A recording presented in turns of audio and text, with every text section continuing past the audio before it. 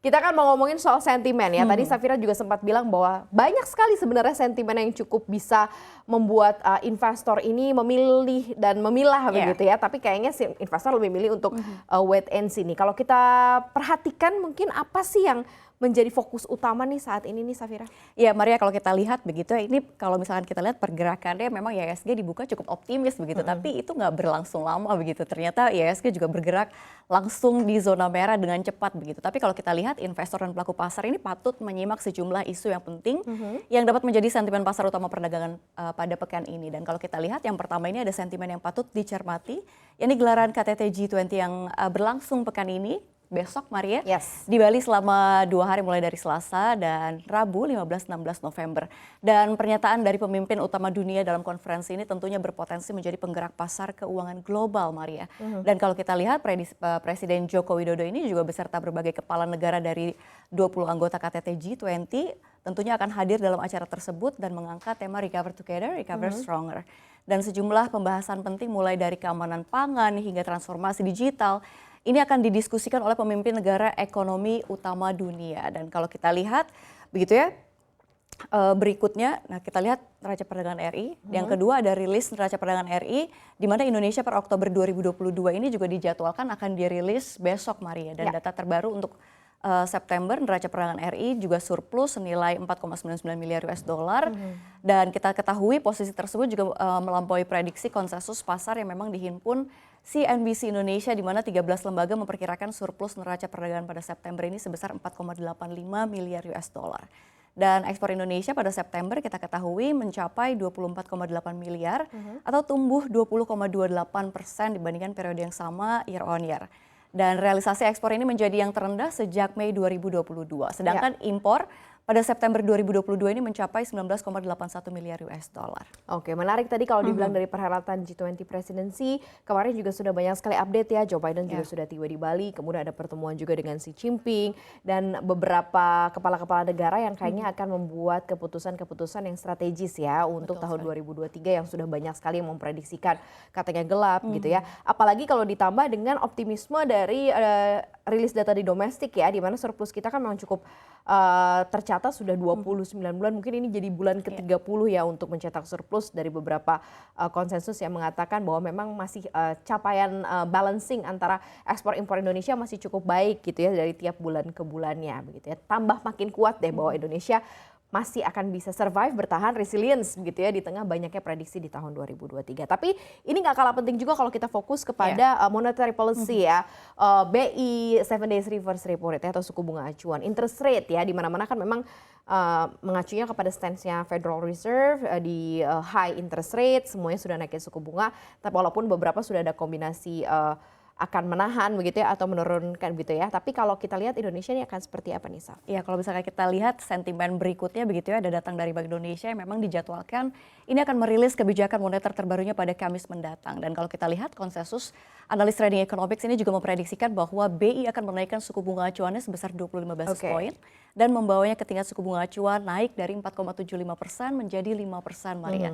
Dan hal tersebut tampaknya menjadi langkah BI untuk meminimalisir tekanan terhadap pasar keuangan tanah air karena The Fed diproyeksikan juga masih akan menaikkan suku bunga acuannya hingga Maret 2023, di mana tingkat suku bunga diprediksi akan mencapai kisaran 5% hingga 5,25%. Tapi kalau misalkan kita melihat begitu ya, perekonomian Indonesia juga masih menunjukkan kekuatannya di tengah kenaikan suku bunga beberapa bank sentral lainnya untuk meredam inflasi yang berpotensi memang mengerek resesi begitu ya, sehingga memang dengan ekonomi yang kuat juga BI tentunya juga punya ruang ini untuk menaikkan suku bunga lebih tinggi untuk mempertahankan stabilitas nilai tukar rupiah dan juga inflasi begitu ya, yang kita ketahui rupiah juga semakin terpuruk gitu ya trennya, dan kalau kita lihat juga inflasinya juga sedang ditekan oleh Bank Indonesia. Iya, dari tujuan utama menaikkan suku bunga acuan kan memang untuk mencoba untuk mengalihkan uang begitu ya, sehingga bisa ditabungkan karena suku bunganya masih jauh lebih tinggi, jadi lebih banyak saving dan spending gitu ya. Mungkin ini yang bisa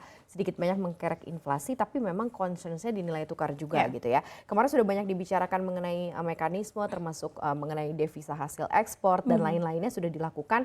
dan memang 15.515 begitu ya tadi level di pasar spot, 15.600 bahkan mungkin level 16.000 itu memang level yang harus dipersiapkan dari berbagai macam sektor dan industri. Jadi ini memang yang sudah mulai terbentuk begitu ya dari adanya perdagangan di market kita. Tapi kalau kita beralih itu kan dari dalam negeri nih ya, kondisinya mungkin yang akhirnya membuat investor pasar modal akhirnya ikut tarik dulu nih ya uangnya atau mungkin wait and see.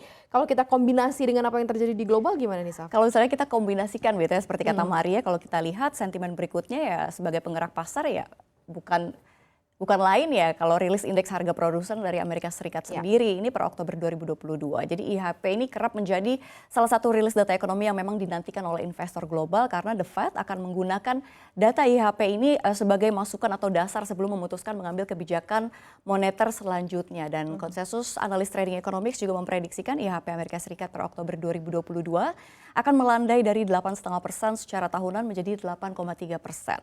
Sedangkan IHP diproyeksikan juga akan naik 0,5% secara bulanan dari 0,4% pada periode sebelumnya. Tapi Maria, meskipun analis inflasi Amerika Serikat ini telah melandai begitu ya, akan tetapi juga ini masih jauh di atas target perlambatan yang diinginkan The Fed. Dan angka tersebut juga jauh lebih tinggi daripada suku bunga acuan utama The Fed begitu ya. Dengan kata lain memang trennya ini masih sangat tinggi sekali. Jadi dengan penggelontoran kenaikan suku bunga yang sudah cukup masif, level inflasinya masih belum sesuai target ya. Apalagi ngejarnya masih sampai di 2%-an begitu. Jadi kita masih akan melihat bahwa stance-nya Federal Reserve atau The Fed masih akan ada di level suku bunga yang tinggi. Tapi kan kalau inflasi memang nggak terjadi cuma di kita doang yang tinggi ya. Tapi di beberapa negara juga inflasinya cukup tinggi, bahkan stagflasi rata-rata malah pernah atau mencetakkan double digit inflasi ya, sehingga disebutnya stagflation. Atau seperti apa nih Saf? Ya betul sekali, kalau misalnya kita lihat memang di minggu ini juga ada data inflasi dari Inggris dan Eropa. Dan kalau kita lihat kantor statistik nasional juga dijadwalkan juga akan merilis angka inflasi Inggris per Oktober 2022 Maria. Dan kalau kita lihat menurut konsensus trading economics ini memprediksikan inflasi akan mencapai 10,6% secara tahunan. Di sisi lain ekonomi Inggris juga telah terkontraksi atau minus 0,2% pada kuartal 3 2022. Dan melansir CNBC Internasional begitu ya, ini Bank Sentral Inggris atau BOE juga memproyeksikan akan terjadi resesi di Inggris setelah adanya penurunan ekonomi di kuartal 3 2022. Dan kalau kita lihat angka pengangguran juga diperkirakan akan mencapai 6,5% dalam 2 tahun ke depan. Wow, berat ya untuk beberapa negara-negara barat ya, seperti tadi Inggris. Kemudian Eropa juga sama nih Saf?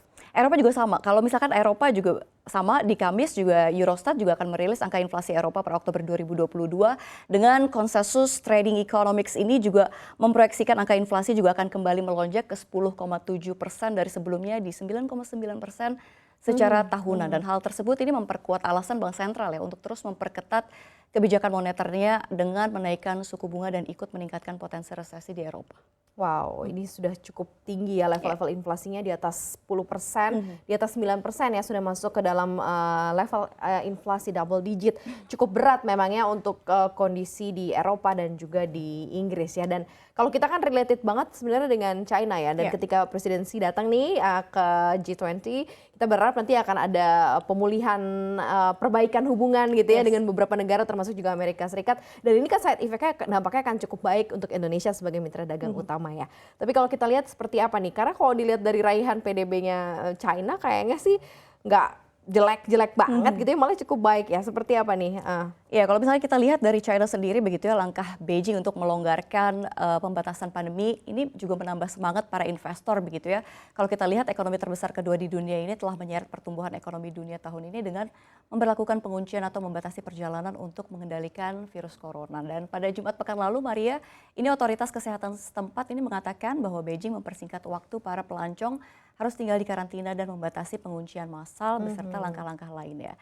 Nah, ini merupakan suatu optimisme yang mendorong harga minyak mentah juga seperti Brent naik 2,5% menjadi $95,99 per barrel. Dan di presidensi nanti sore ini Maria, ini Biden dan Xi Jinping juga dijadwalkan akan bertemu, dan paling tidak pertemuan ini minimal begitu ya dapat meredam gitu ya ketegangan antara kedua negara tersebut. Kita berharap ya, karena dampaknya akan cukup lumayan signifikan kalau misalnya ada dua raksasa besar kemudian memperbaiki hubungannya. Kita sebagai mitra-mitra dagang yang terlibat juga dengan China maupun dengan Amerika pun juga akan ikut kena dampak yang cukup baik ya, Safira ya. Oke, kita ke saham-saham yang bisa kita perhatikan nih. Apa saham yang cukup menarik untuk diperhatikan, entah mulai di koleksi ataukah untuk jadi salah satu mungkin di watchlist dulu nih ya, seperti apa nih Safira? Ya kalau misalnya kita lihat begitu ya, ini saham perbankan juga menjadi pemberat pergerakan IHSG pada hari ini. Kalau kita lihat, ini ada Bank Mandiri yang terkoreksi 1,68%,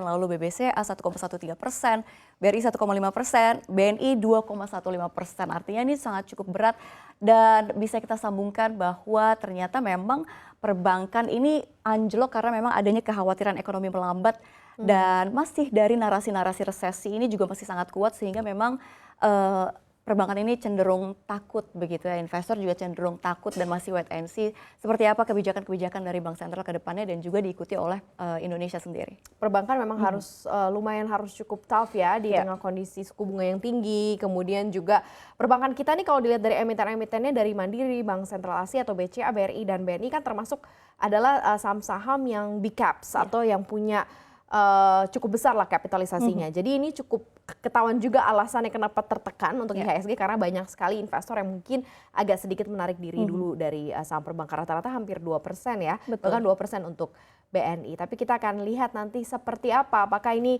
akan berhenti di hari Senin saja begitu ataukah memang sentimennya masih akan cukup panjang. Yang jelas yang kami sampaikan disclaimer on ya, kami kembalikan lagi kepada Anda untuk memutuskan portofolio apa yang terbaik untuk Anda ya.